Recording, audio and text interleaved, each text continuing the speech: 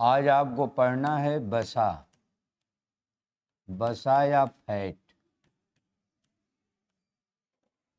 बसा या फैट। बसा या फैट।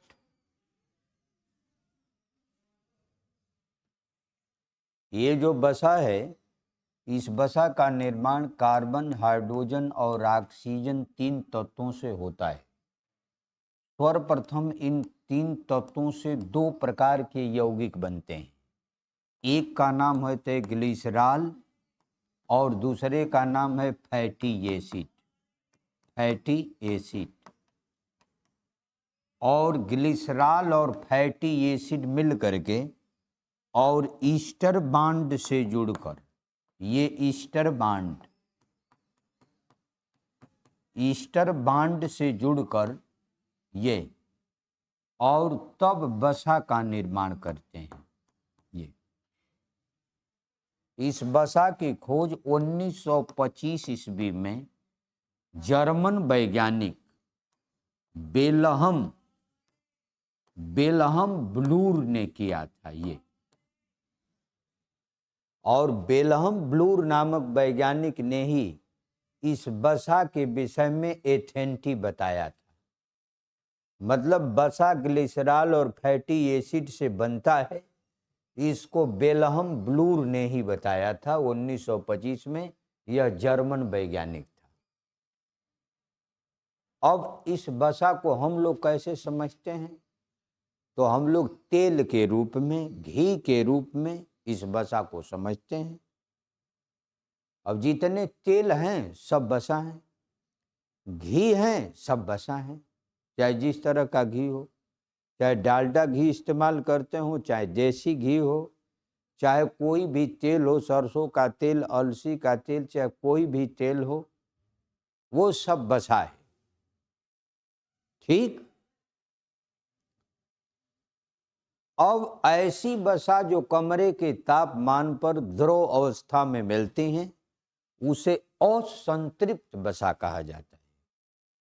ऐसी बसा जो कमरे के तापमान पर जो द्रव अवस्था में मिलती है, उसे असंतृप्त बसा कहा जाता है। असंतृप्त बसा कहा जाता है। जैसे सरसों का तेल, अलसी का तेल, अलसी का तेल, हाँ, सरसों और अलसी का तेल असंतृप्त बसा है। ऐसी बसा जो कमरे के तापमान पर ठोस अवस्था में रहती हैं, उनको संतृप्त बसा कहा जाता है। ये सैचुरेटेड फैट कहा जाता है। जैसे घी, आप वनस्पति घी, डालडा, ये बसा को जल में हम घोलते हैं तो घुलता नहीं, और बसा को जब जल में हम घोलते हैं तो घुलता नहीं। तो क्या कारण है कि नहीं घुलता है? जल में तेल को डालेंगे तो घुल जाएगा, घी डालेंगे घुल जाएगा, नहीं घुलेगा। तो इसलिए नहीं घुलेगा कि इसमें ऑक्सीजन की कमी होती है। तो बसा जब बनता है, कार्बन, हाइड्रोजन, ऑक्सीजन से तो बनता है। जब ऑक्सीजन की कमी होती है तो इस जल में घुलता नहीं है। जब हाइड्रोजन की अधिकता होती है तो यह ठोस फार्म में आने लगता है बसा। कार्बन तो कार्बन नहीं है, कार्बन के बिगड़ बसा कहाँ से बनेगा? ठीक। हाँ, लेकिन ये दोनों गुण आप जानिए। जब ऑक्सीजन की कमी होगी तो जल में घुलेगा नहीं, तो उसी पर बनता है, इसलिए जल में घुलता नहीं। हाइड्रोजन की अधिकता होगी तो वह बसा जम जाएगा, जाड़े के दिनों में जम जाएगा। हाइड्रोजन की अधिकता होगी तब। ठीक है। तो जब जल में घुलेगा नहीं और द्रव फार्म में रहेगा तो वह संतृप्त बसा होगा, जैसे सरसों का तेल, अलसी का तेल। और जो ठोस रूप में आ जाएगा यानी कमरे के तापमान पर ठोस अवस्था में आ जाएगा तो वह वसा जो है वो संतृप्त वसा कहलाएगा। जैसे घी, वनस्पति घी, इनमें हाइड्रोजन की मात्रा अधिक है बनते समय। इसमें तो रहता नहीं, इसको बनाया जाता है, डालडा बनाया जाता है ना फैक्ट्री में। हाँ, डालडा बनाया जाता तो हाइड्रोजनीकरण से ही डालडा बनता है। हाइड्रोजनीकरण से हाइड्रोजन में मिलाया जाता है। डालडा घी कैसे बनता है? वनस्पति तेल चाहिए, वेजिटेबल ऑयल चाहिए। ऑयल किसका तेल चाहिए? तो मूंगफली का तेल, मूंगफली का तेल। और किसका चाहिए? तो महुआ का तेल, और किसका तेल चाहिए? तो नारियल का तेल। हाँ, नारियल का तेल। ये सब तेल जो होते हैं इन्हीं से आपको ये बनाया जाता है वनस्पति घी, डालडा। इसमें क्या करते हैं कि हाइड्रोजन मिलाते हैं, हाइड्रोजनीकरण, ठीक। और इसमें जो है इसमें निकिल का प्रयोग करते हैं, निकिल जो प्रयोग करते हैं उत्प्रेरक के रूप में, कैटालाइट्स के रूप में निकिल का प्रयोग करते हैं इसमें, ठीक है। तो जब निकिल का प्रयोग करते हैं उत्प्रेरक के रूप में तो 150 से लेकर 185 डिग्री सेंटीग्रेड, 185 डिग्री सेंटीग्रेड का तापमान देते हैं तो तब आपको ये घी प्राप्त होता है। और इसको कहते हैं वेजिटेबल घी या वनस्पति घी, वेजिटेबल घी, इसको कहते हैं वनस्पति घी, वनस्पति घी। हम लोग क्या कहते हैं इसको? डालडा कहते हैं, हम लोग डालडा कहते हैं। इसी तरह से होता है। और ये जो जिस विधि से ये आपको डालडा घी बना है उस विधि का नाम जो होता है, इस विधि का नाम हाइड्रोजनीकरण है। अंग्रेजी में कहते हैं हाइड्रोजीनेशन प्रोसेस, हाइड्रोजीनेशन प्रोसेस। तो यह वनस्पति जो डालडा होता है, इस डालडा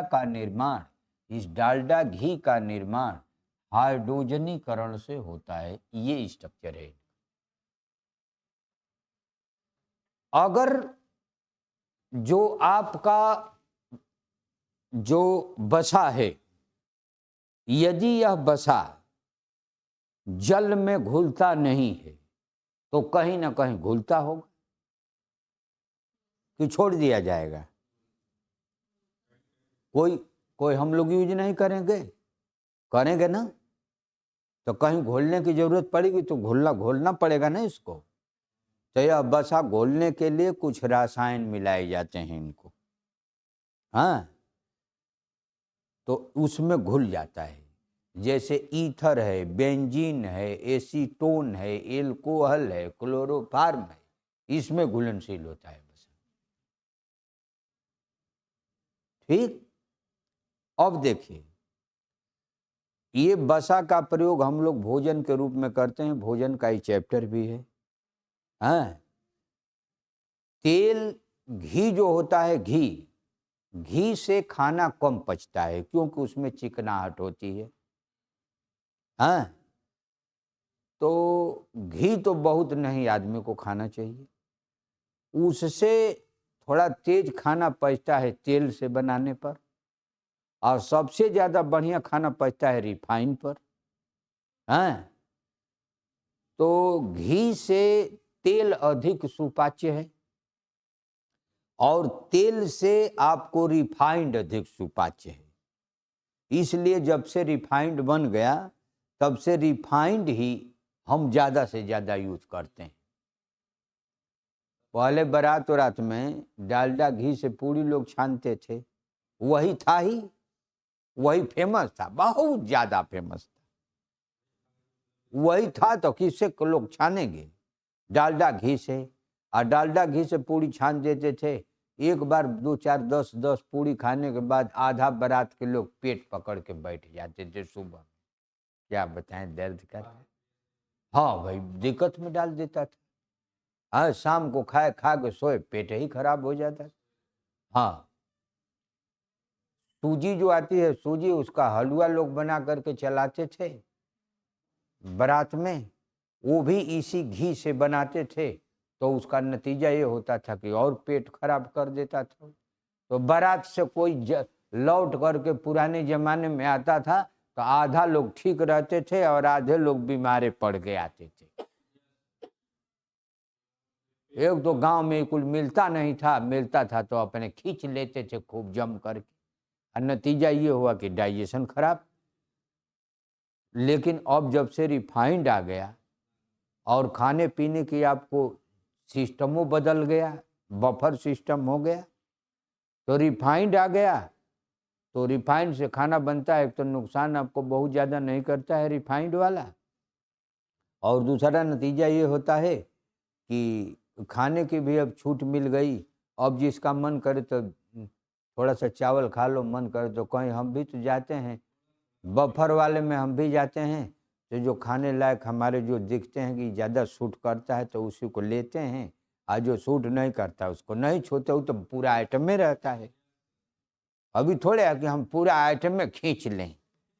हाँ, लेकिन लड़के खींचते हैं सब, उनका शरीर है तो हाँ, वो डाइजेस्ट कर लेते हैं। वो कुछ सब भी जो कुछ मटेरियल मिलता है कुल खाते हैं। और हम लोग बचा बचा कर चलते हैं उसमें। समझ रहे हैं आप? तो बचा बचा के इसलिए चलना पड़ता है कि अवस्था के अनुसार कुछ खाने पीने का सिस्टम थोड़ा बदलना चाहिए ना। तभी तो स्वस्थ रहेंगे, नहीं तो स्वस्थ रहेंगे नहीं आदमी कोई भी। स्वस्थ नहीं रहेंगे तो कोई काम कैसे करेगा, पढ़ाएंगे कैसे बताइए?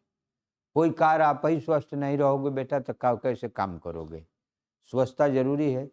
लेकिन हम ये कह रहे हैं यहाँ पर आप लोगों को, जो ऑनलाइन पढ़ रहे हैं उनको भी कह रहे हैं, ऑनलाइन तो चल ही रहा है तो, और ऑफलाइन में जो लोग आप बैठे हैं, हम ये कह रहे हैं कि तेल घी का जितने कम यूज करेंगे उतने ही बढ़िया रहेगा। ठीक है? अब जैसे लोग इस समय साग खाते हैं, सरसों का साग, बथुए का साग आता है, तो इस साग आता है तो इस साग को उबाल लीजिए ना, थोड़ा सा नमक डाल के उबाल लीजिए। उबाल करके उसको गार करके पानी फेंक दीजिए। हाँ, अब बहुत आप स्वाद वाले हैं तो नमक मिर्चा लहसुन उसमें पीस करके आप मिला लीजिए, अब मिला के खाइए, उसका स्वाद खुद बढ़ जाएगा बढ़िया। लेकिन उसको तेल डाल करके उसको मत कल्हाड़िए, उसको तेल से बचिए ना। तेल ही से तो खराब कर डाल रहा है आदमी। तब अपने को बहुत ज़्यादा तेल खाएंगे, सारी चीज़ें डाइजेशन डैमेज होगा, आँख की रोशनी कम हो जाएगी, चलना फिरना कम हो जाएगा, शक्ति कम हो जाएगी, पाचन क्रियाएं गड़बड़ होती रहेंगी बार बार। कितना? हाँ हाँ हाँ, बॉयल वाली खाइए।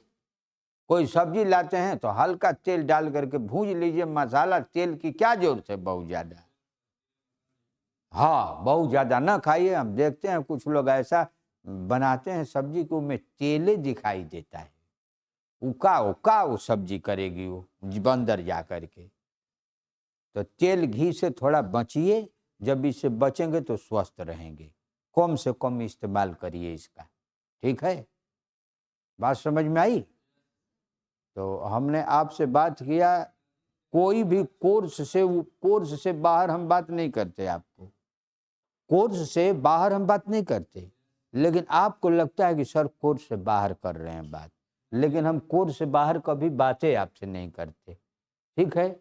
गुण के आधार पर बसा को 3 भागों में बांट दिया जाता है। किसके आधार पर? गुण के आधार पर बसा को 3 भागों में बांट दिया जाता है। एक होता है सूखने वाला तेल। सूखने वाला तेल, कुल मिला के तेले समझिए। तेल को 3 भागों में बांटे, सूखने वाला। एक होता है हाँ कम सूखने वाला। कम सूखने वाला, समझ रहे हैं? कम सूखने वाला। एक होता है तीसरा, ज्यादा नहीं, न सूखने वाला, न सूखने वाला ये। हाँ हाँ, तेल भी सूखता है, ये जो तेल सूखता है उसको सूखने वाला तेल ड्राइंग ऑयल अंग्रेजी में। हाँ, और जो कम सूखता है उसको सेमी ड्राइंग ऑयल।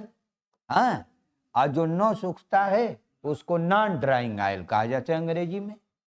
ठीक, अब इसमें जो सूखने वाला आपका तेल आता है, सूखने वाला, इसमें सूखने वाला तेल कौन है? तो आपका अलसी का तेल। किसका? हाँ, अलसी का तेल। तीसी जानते हैं ना, तीसी, उसी को अलसी कहते हैं। अलसी का तेल, सोयाबीन का तेल, सोयाबीन का तेल, ये दोनों सूखने वाले में आता है। हाँ, इसीलिए इसका प्रयोग पेंट बनाने में किया जाता है। पेंट करते हैं तो उसमें सूखना चाहिए ना जल्दी कोई मटेरियल, पेंट करेंगे कहीं। हाँ, नहीं, अब यही तो बात है, यही तो आपको जानना है यहाँ, ठीक ना? यही जो आपको मैं बता रहा हूँ इसी को जानिए। ठीक, तो ये सोयाबीन और अलसी का तेल जो होता है, इसका अधिकतर बड़े पैमाने पर जो पेंट बनता है उस पेंट में यूज हो जाता है। पेंट को पेंटिंग करेंगे तो जल्दी सूखना चाहिए। ठीक, तो पेंट बनाने में इनका प्रयोग किया जाता है अधिकतर। ठीक है, कम सूखने वाला तेल ये आता है सरसों का तेल। इसमें सरसों का तेल, बिनौले का तेल, बिनौले का तेल, जो काटन होता है उनका बीज का तेल निकाला जाता है, उसको बिनौले का तेल कहते हैं। सरसों का जानते ही हैं। इनका प्रयोग अधिकतर लोग जो है खाना बनाने में कर लेते हैं। ये ऑक्सीजन को कम अवशोषित करके गाढ़ा होता है कुछ समय बाद।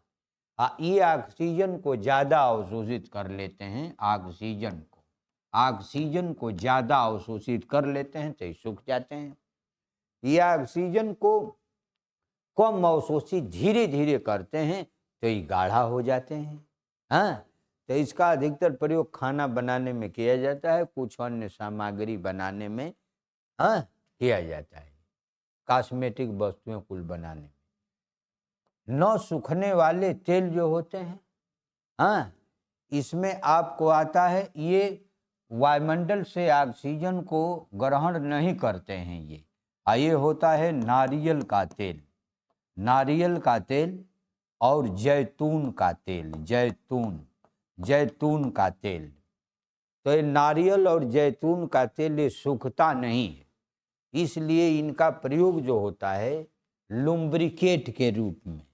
लुम्ब्रिकेट माने जहाँ मशीन चलती है, मशीन का तेल जो बनाया जाता है, हाँ, कि मशीन में डालें तो मशीन जाम न हो बल्कि मशीन खुल जाए, उसका पार्ट पुर जाए, उसमें प्रयोग नारियल के तेल का, जैतून के तेल का किया जाता है। इससे मशीन के जितने तेल होते हैं वो बनाए जाते हैं। मशीन में तेल जो डालते हैं आप ना, उनको बनाने में इन्हीं दोनों का, हाँ, इन्हीं दोनों का प्रयोग किया जाता है। नारियल का तेल ऐसे तो आप लगाते हैं, बाल में भी लगाते हैं, बढ़िया चीज है। नारियल के तेल को बाल में लगाएंगे सटेगा नहीं बाल आपका, क्योंकि सूखने वाला तेल नहीं है तो सटेगा नहीं आपका बाल। देखिए, सरसों का तेल तो आप चूंकि सरसों में ज़्यादा आपकी शरीर रहती है तो वो तो सबसे बढ़िया है सरसों वाला। नारियल का तेल भी बढ़िया है। दक्षिणी भारत के जितने लोग हैं नारियल बहुत ज़्यादा होता है और उनका यूज बहुत ज़्यादा करते हैं, इसलिए नारियल की विशेषता होती है वो कोशिकाओं को, बाल की कोशिकाओं को बहुत रक्षक होता है। इसलिए दक्षिणी भारत के लोगों को देखेंगे उनका बाल जल्दी गंजापन मिलेगा नहीं, उनका सबका बाल, वो नारियल पीते भी तो बहुत हैं, पानी वगैरह सब कुछ, और नतीजा ये होता है कि उनका बाल झड़ता नहीं है। जो दक्षिणी भारत के जितने लोग हैं खूब बढ़िया बढ़िया बाल वाले आपको मिलेंगे, लेकिन चूंकि टेम्परेचर अधिक होता है तो आपके जैसे गोरे तो नहीं होंगे, काले ही काले ज़्यादा होंगे। काली तो जातियाँ है ये है उधर की पहले से, हाँ, काली जातियाँ हैं। आपके जैसे खूब बढ़िया चेहरे में नहीं दिखाई देंगे, लेकिन उनका बाल उल बहुत कम झड़ा हुआ दिखाई देगा किसी का, आदमी का। समझ रहे हैं? हाँ। और शक्तिमान भी हैं, शक्ति भी अधिक है। नहीं, बाल जो होता है ना, बाल के जो कोशिकाएं होती हैं उनमें तेल जरूरी है, इसलिए हम बाल में तेल ही लगाते हैं, नहीं तो और कुछ बहुत चीज़ लगा सकते हैं चाहेंगे तो, लेकिन तेल ही लगाते हैं ना। चाहे कोई भी तेल हो तो तेल ही तो लगाते हैं बाल में। तो वसा की ज़रूरत होती है, जो बाल की कोशिकाएं जहाँ से निकलती हैं उसमें वसा की ज़रूरत होती है, तो वो मजबूत रहता है। वसा का निर्माण शरीर में कम हो जाता है तो बाल झड़ने लगते हैं। यह भी विटामिन की कमी से होता है। विटामिन इसी के बाद पढ़ाना है आपको, ठीक? विटामिन, हाँ, इसी के बाद विटामिन पढ़ाना है। विटामिन B7 जो होती है, हाँ, उससे कमी से बाल झड़ते हैं, ठीक? ये तो हम आपको बता ही रहे थे, लिखाए तो कुछ नहीं। चलिए लिखिए ना। चलिए, ये ऐसा तो है नहीं कि पढ़ा के छोड़ दिया जाए, लिखाना भी तो है। लिखिए, वसा का निर्माण, आधा घंटा बोलते ही रह गए। वसा का निर्माण कार्बन, हाइड्रोजन और ऑक्सीजन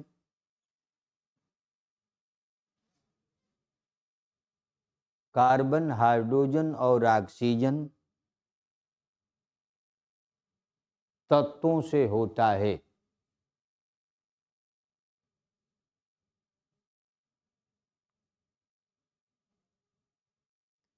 सर्वप्रथम इन तत्वों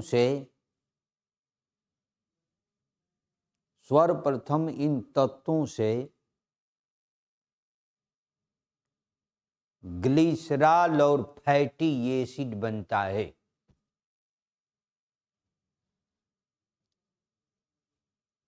ग्लिसरॉल और फैटी एसिड बनता है।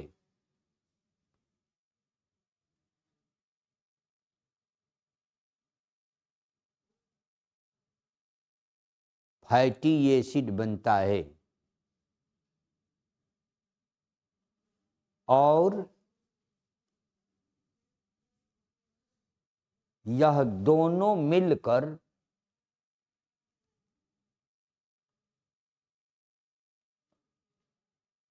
और ईस्टर बांड से जुड़कर,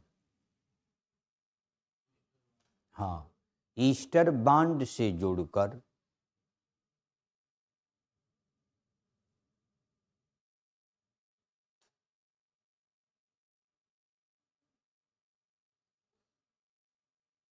ईस्टर बांड से जुड़कर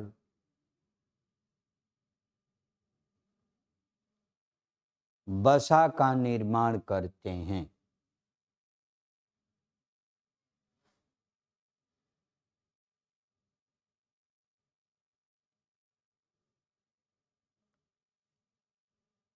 इस वसा की खोज 1925 में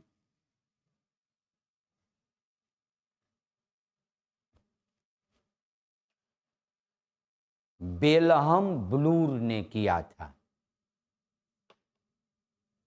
जर्मन वैज्ञानिक है, विल्हेम ब्लूर ने किया था।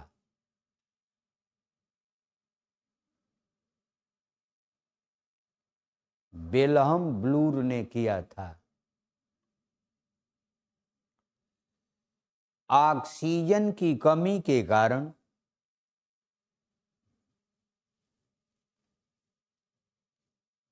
ऑक्सीजन की कमी के कारण वसा जल में घुलता नहीं है।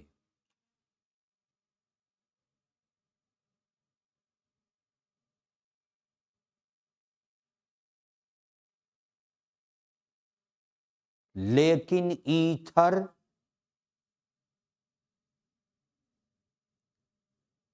बेंजीन,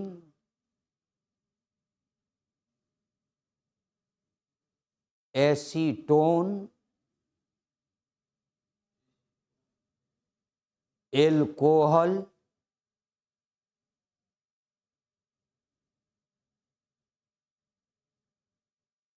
क्लोरोफार्म, हाँ क्लोरोफार्म, हाँ, और पेट्रोलियम पदार्थों में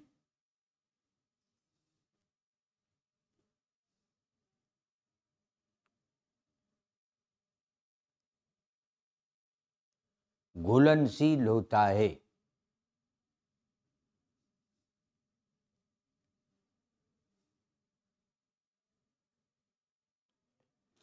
पेट्रोलियम पदार्थों में घुलनशील होता है।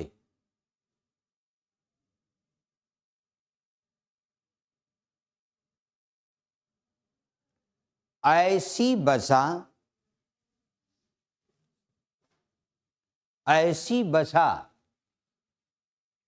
जो कमरे के तापमान पर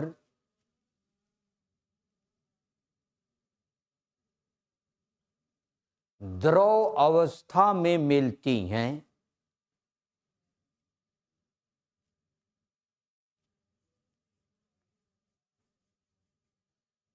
तो उसे असंतृप्त वसा कहा जाता है।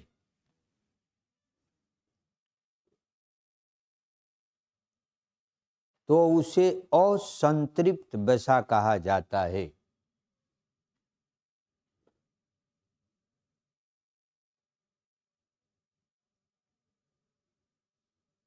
असंतृप्त वसा कहा जाता है। क्या कहा जाता है? जैसे सरसों का तेल, अलसी का तेल, जैसे सरसों का तेल, अलसी का तेल,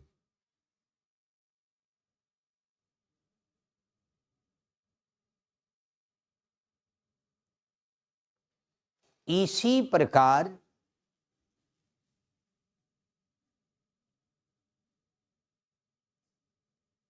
जो वसा इस तापमान पर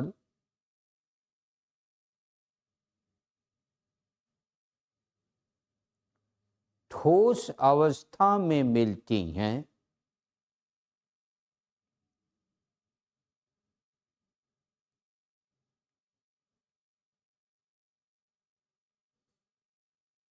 उसे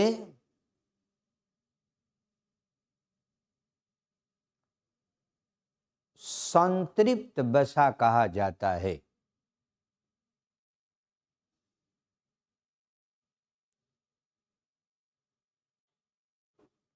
जैसे घी, वनस्पति घी, जैसे घी, वनस्पति घी,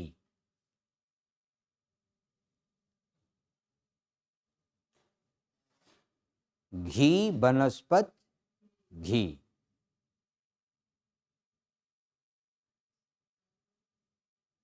फिर छोड़ दीजिए इनको, नीचे लिखिए। घी से तेल अधिक सुपाच्य होता है।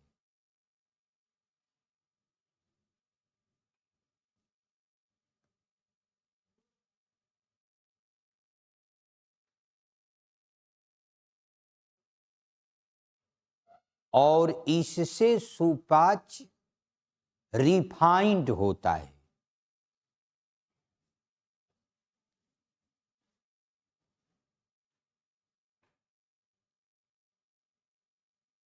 रिफाइंड और संतृप्त वसा अम्लों से,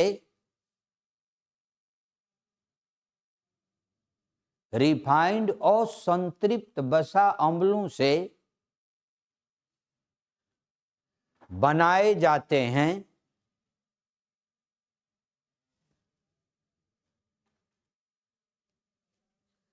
जिसके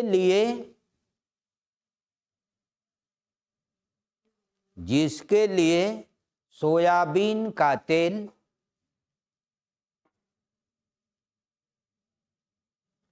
सूरजमुखी का तेल,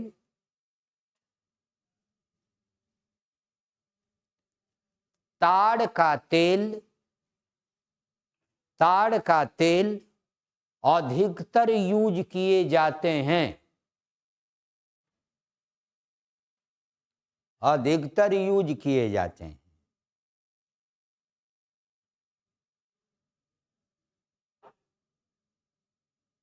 यहाँ देखो ना बेटा, अधिकतर यूज किए जाते हैं। ये वसा किससे बना हुआ है? ग्लिसरॉल और फैटी एसिड को ही वसा अम्ल कहा जाता है। तो ये जो सूर्यमुखी का तेल है या सोयाबीन का तेल तो वसा है, और ये वसा में क्या होगा? ग्लिसरॉल, और बस है ग्लिसरॉल को अलग कर देंगे ना, इसको इकट्ठा कर देंगे, बस रिफाइंड हो जाएगा ये। हाँ, ये फैटी कई असंतृप्त वसा अम्लों, देखो रिफाइंड का निर्माण किससे होता है? कई असंतृप्त वसा अम्लों। बेटा इसको हिंदी में वसा अम्ल कहा जाता है। क्या कहा जाता है? अंग्रेजी में फैटी एसिड इसको कहते हैं। ठीक, तो कई वसा अम्लों से बनाए जाते हैं। कहाँ से लिए जाते हैं? तो वसा से। ये फैटी एसिड कहाँ से लिए? तो वसा से। वसा किसमें? तो सूरजमुखी का तेल, सोयाबीन का है, सरसों नहीं, सोयाबीन का तेल। और किससे निकाला जाता है? ताड़ का तेल, पाम ऑयल, इनसे ज्यादा बनाया जाता है रिफाइंड। अरे ताड़ का बहुत तेल होता है जो जितने है दक्षिणी भारत की ओर जाएंगे बहुत ज्यादा ताड़ का तेल है, उनसे रिफाइंड बनता है। सोयाबीन चूंकि ताड़ का तो वृक्ष होता है ना, तो साल भर में एक बार फलता है, कोई कोई 6 महीने पर डबल हो जाता है।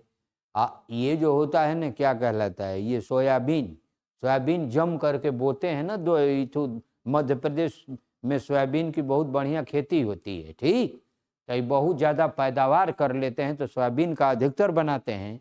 लेकिन ताड़ का, सोयाबीन का, सूरजमुखी का, तीनों का तेल होता है बीज का। ठीक, ये तीनों।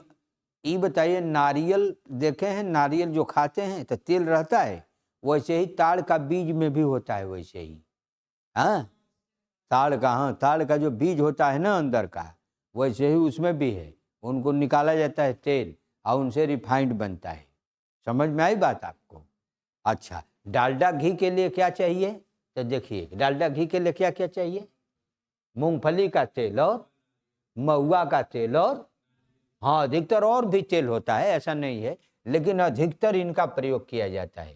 तो इससे डालडा बनता है। क्या बनता है? डालडा। इनको लिखे, वनस्पति घी का निर्माण, वनस्पति घी का निर्माण हाइड्रोजनीकरण से होता है।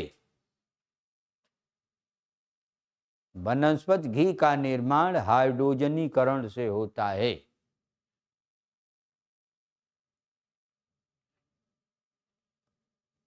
हाइड्रोजनीकरण से होता है। वनस्पति घी का निर्माण किससे होता है? हाइड्रोजनीकरण से होता है। जो इस प्रकार हैं, जो इस प्रकार हैं।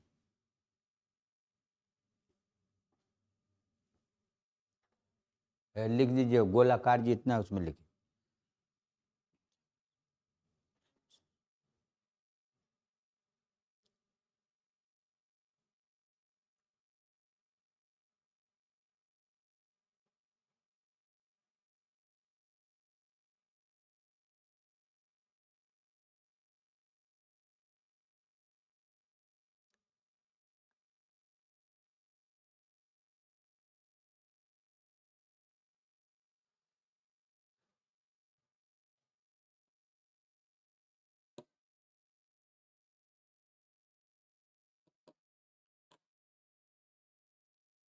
टेट का परीक्षा दे रहे हैं तो 15 दिन पहले क्या कर रहे हैं, वो नखड़ा करना है इन लोगों का। तब अरे एक हफ्ता आपके लिए बहुत है, इधर पढ़ते रहिए। 1 तारीख के बाद, ये 8 तारीख के है ना, 8 फरवरी के, तब आज 21 तारीख है। पहले ही से लोग पता नहीं कौन तैयारी करते हैं, कुछ समझ में नहीं आता। अरे एक हफ्ता दोहराने के लिए बहुत कुछ है आपको। एक हफ्ता बैठ जाइए ना, कॉपी किताब लेकर के जम करके दोहराइए अपना जो पढ़ाया गया है। अब 15 दिन पहले से क्लास ही बंद कर लीजिए।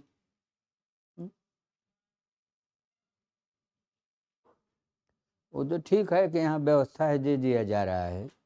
हाँ, ऑनलाइन से आपको जितने लोग हैं उनको भेज दिया जा रहा है यहाँ से। हाँ, वही बात है। लेकिन ये है कि ऑफलाइन बच्चा दूसरी चीज़ होती है ना। ऑफलाइन में अपनी मर्यादा को आप शेयर करते हैं ना टीचर से।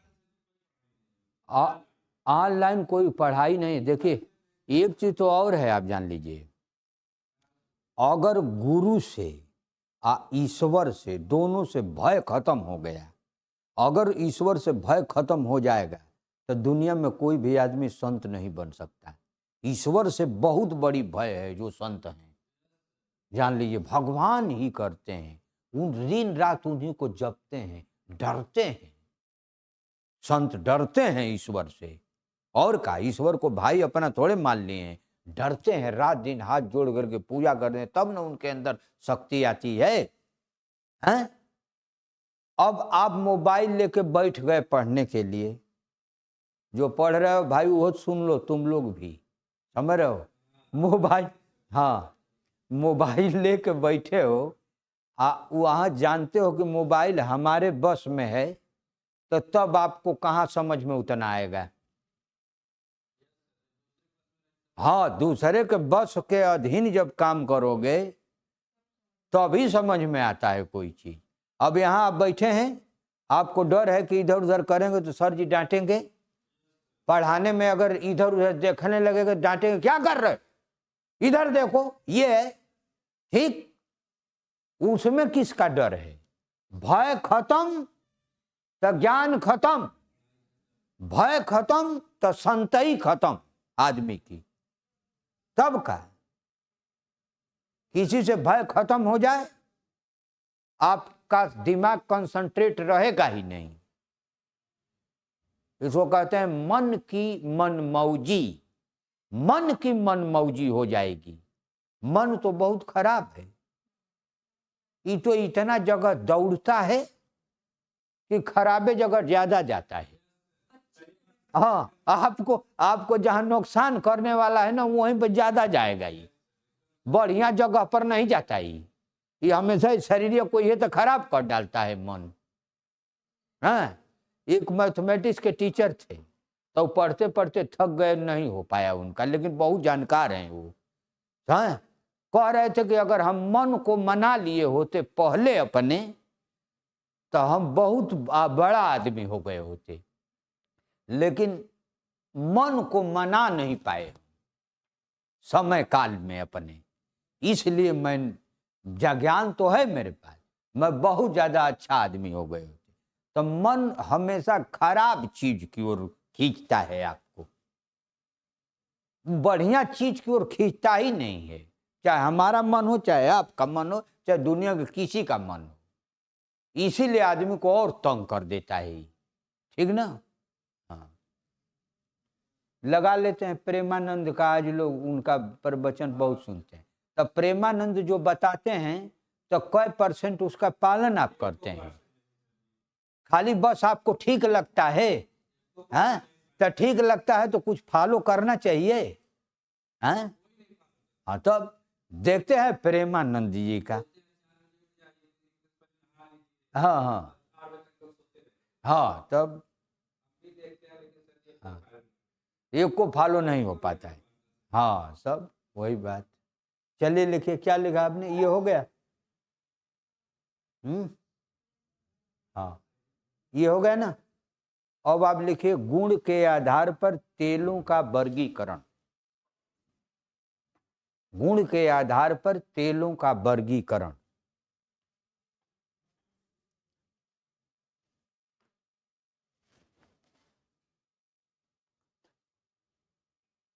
गुण के आधार पर तेलों का वर्गीकरण। अब आप लिखिए, सूखने वाले तेल। हाँ, सूखने वाले तेल।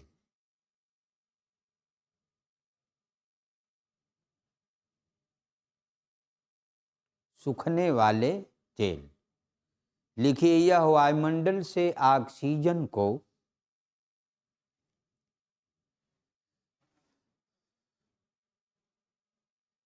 ज्यादा सोखने का पावर रखते हैं।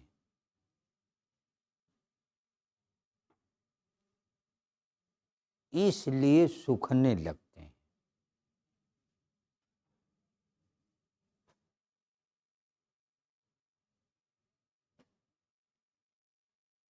इनका प्रयोग इसलिए सूखने लगते हैं, इनका प्रयोग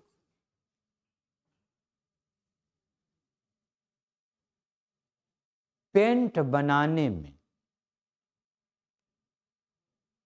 किया जाता है।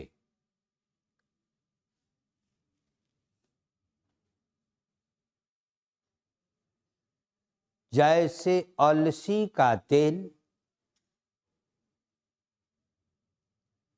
सोयाबीन का तेल। अलसी का तेल, सोयाबीन का तेल।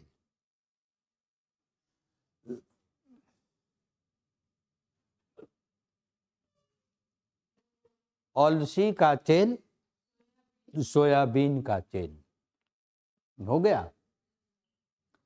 अब लिखिए कम सूखने वाले।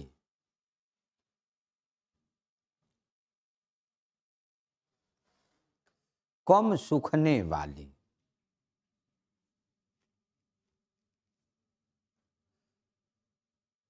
लिखिए यह वायुमंडल से ऑक्सीजन को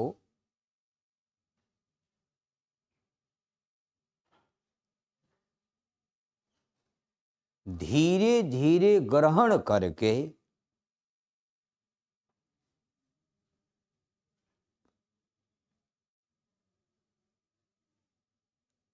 धीरे धीरे ग्रहण करके गाढ़ा हो जाते हैं।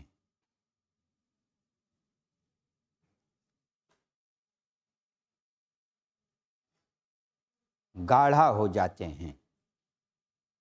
जैसे सरसों का तेल, बिनौले का तेल।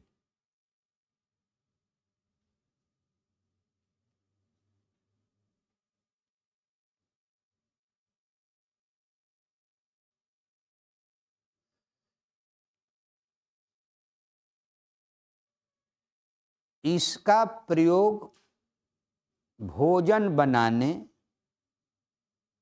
और कुछ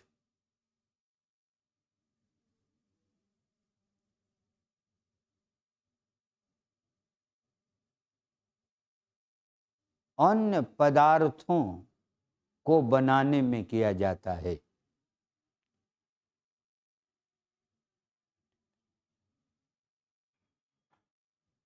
बनाने में किया जाता है।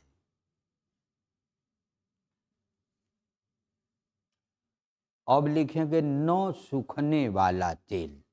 ये लिखे कि नहीं, उदाहरण लिखे कि नहीं?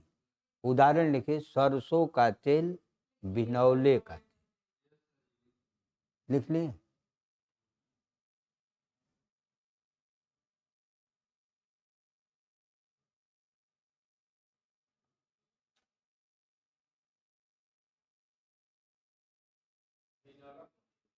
बिनौला बेटा कॉटन सीड ऑयल, जो आपका जो कपास होता है ना, उसी के बीज का तेल होता है। हाँ, कपास के बीज का, उसको बिनौले का तेल कहते हैं। यहाँ पर न सूखने वाले तेल।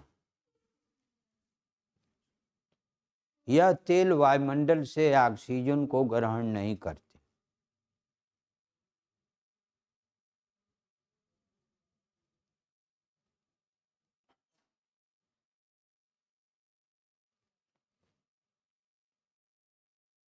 जैसे नारियल का तेल, जैसे नारियल का तेल, नारियल का तेल, जैतून का तेल।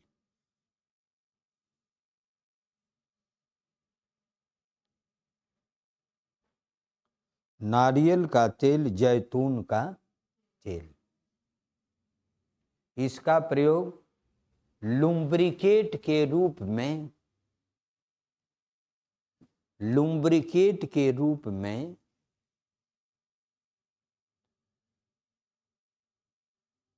मशीन का तेल बनाने में, लुम्ब्रिकेट के रूप में मशीन का तेल बनाने में किया जाता है।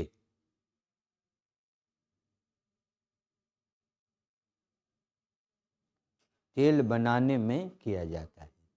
अब आप लिखिए बसा के कार्य, एक हेडिंग बनाइए बसा के कार्य।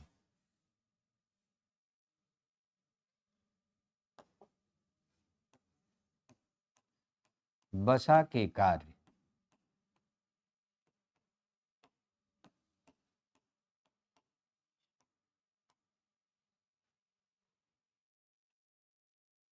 देखिए बसा का कार्य क्या है। बसा शरीर के, देखिए बसा का असली काम होता है, बसा शरीर के त्वचा के नीचे अस्तर बनाकर और शरीर को बाहरी ताप से बचाता है और अंदर के ताप को बाहर निकलने से रोकता है।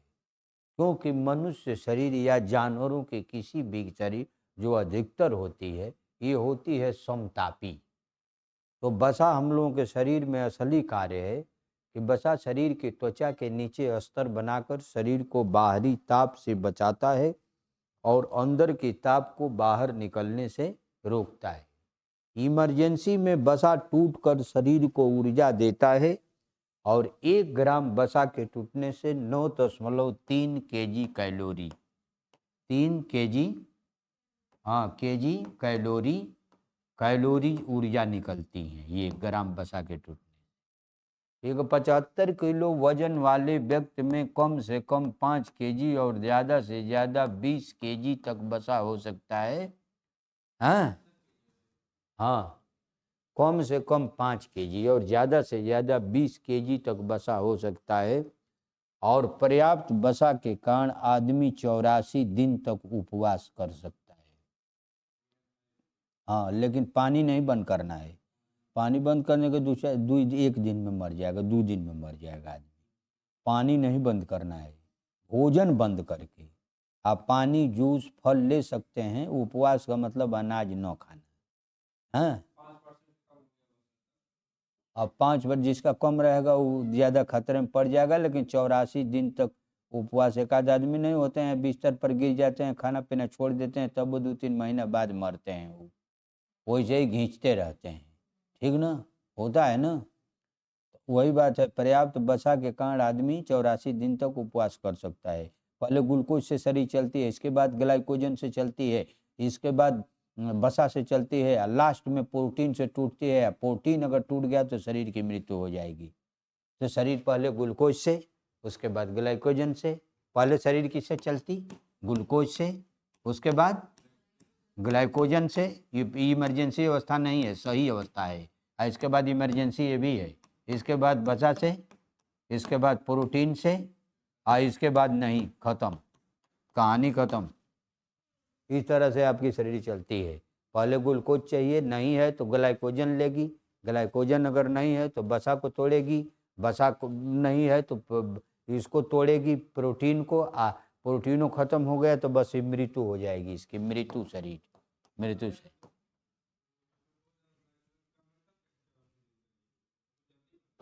क्या, नहीं तो ये तो खत्म हो जाता है, तो अभी पहले तो ही रहता है, ये खत्म हो गया तो इनसे काम चलता है, ये खत्म हो तो इनसे चलता है, अंत में इससे चलता है। जब इससे चलने लगा तो आप केवल बस बिस्तर से उठ बैठ नहीं पाएंगे, केवल देखेंगे, सुनेंगे, हाथ डाल लेंगे, ये करेंगे, इसको ज़्यादा टूटने लगेगा तो ही ठीक। जब एक ही खत्म हो गया तो ये मृत्यु हो जाएगी आदमी की, ठीक। इस तरह से शरीर चलती है। समझ में आई बात। लिखिए वसा शरीर की त्वचा के नीचे अस्तर बनाकर, शरीर के त्वचा के नीचे अस्तर बनाकर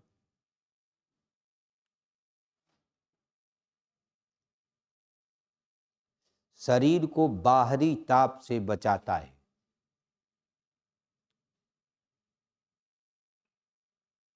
शरीर को बाहरी ताप से बचाता है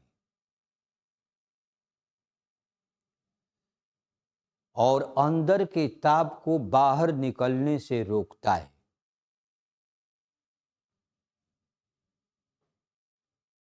अंदर के ताप को बाहर निकलने से रोकता है। यह वसा का असली कार्य होता है।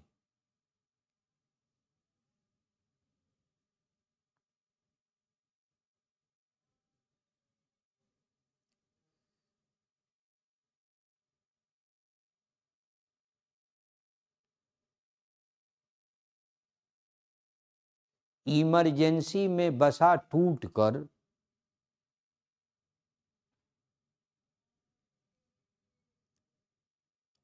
शरीर को ऊर्जा देता है।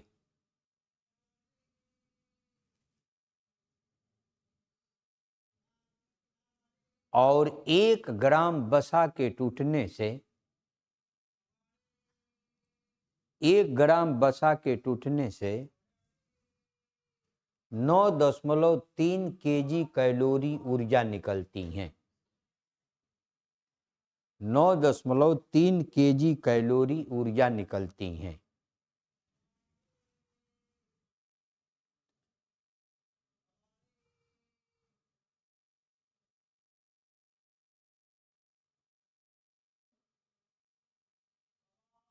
एक 75 किलो वजन वाले व्यक्ति में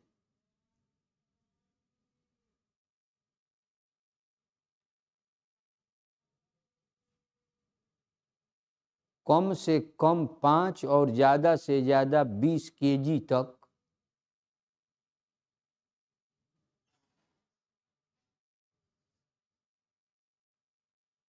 वसा हो सकता है।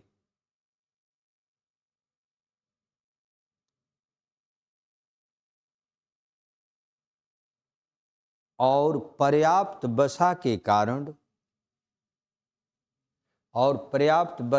कारण आदमी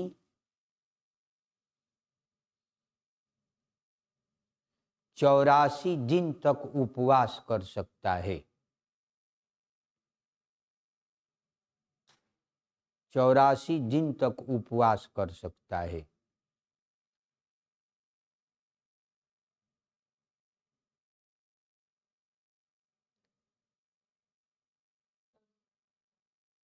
ऊंट के कुबड़ में वसा का जमाव होता है, जिसके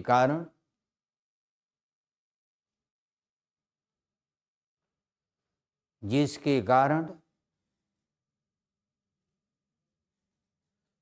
वह 17 दिन तक बिना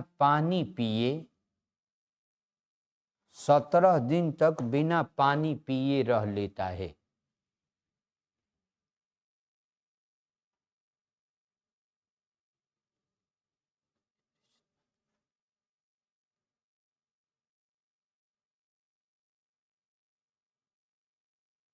हाँ, नीचे लिखे दूध में वसा की प्रतिशत मात्रा।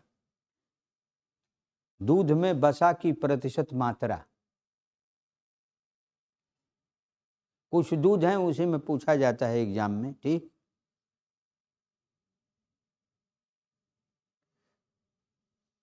लिखे रेंडियर पशु।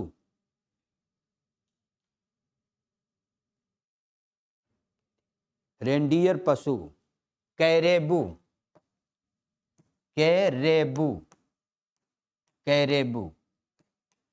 हिरण कहा जाता है। हिरण की वैरायटी में आता है। हिरण की 22%। 22।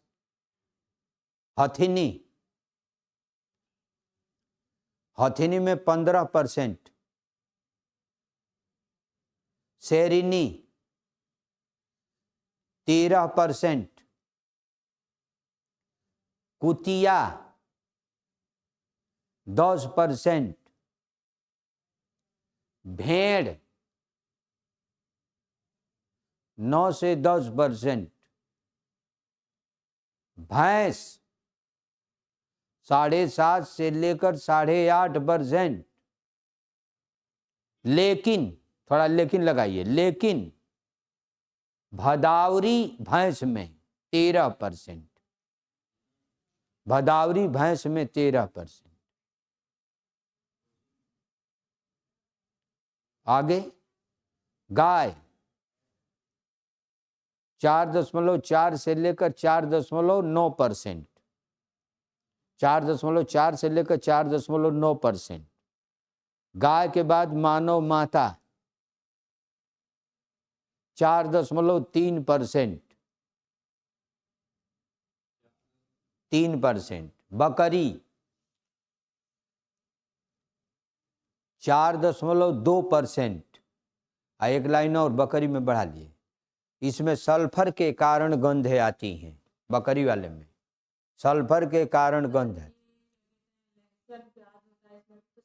हाँ होता है, हाँ सल्फर से गंध पदार्थ बनता ही है।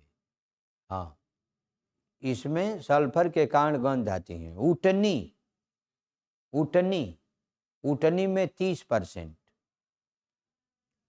और लिखना है यह दूध बहुत मीठा होता है, उटनी का। हाँ हाँ, यह दूध बहुत मीठा होता है, 3% वसा होती है इसमें। ठीक,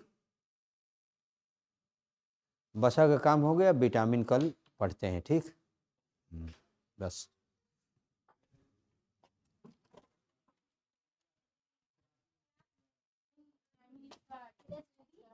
वो आपको बता 10 से 12 मतलब अच्छा एक ही साथ सब अलग अलग तो अलग पेपर रहेगा आपका। और नितिन सर नमस्कार, क्या हाल है? ठीक।